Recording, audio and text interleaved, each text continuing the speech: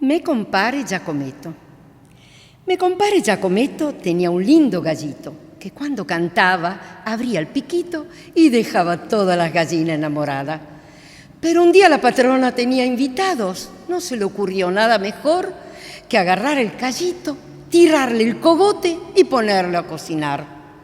La gallina, enloquecida por la pérdida de su gallito, de la bronca le rompieron todo el gallinero a me compare Giacometto.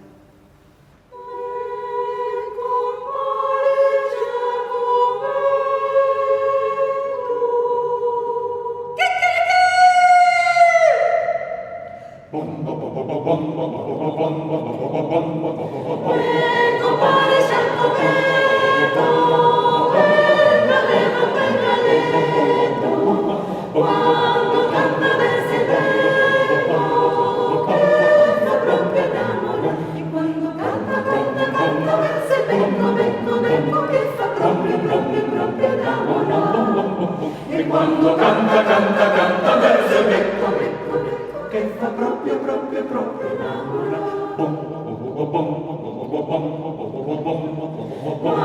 Leggiamo la parola, una festa di invitati, la ritira con la galla, la mette a cucinare, la ritira, tira, tira con la galla,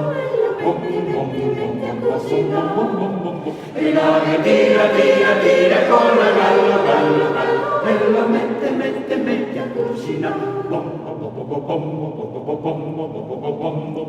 Le galline tutte morte, la vendita del gallo, la rotta a caponaro,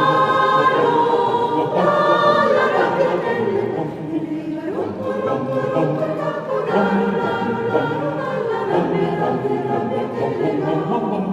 e lega rotto, rotto, rotto il caponaro, dalla rabbia, rabbia, rabbia che lega.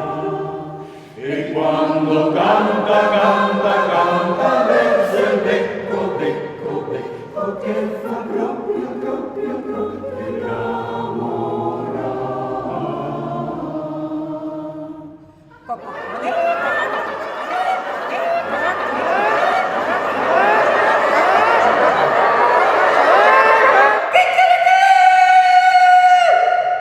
E quando canta, canta, canta verso il becco, becco, becco, che fa proprio, proprio, proprio innamorare.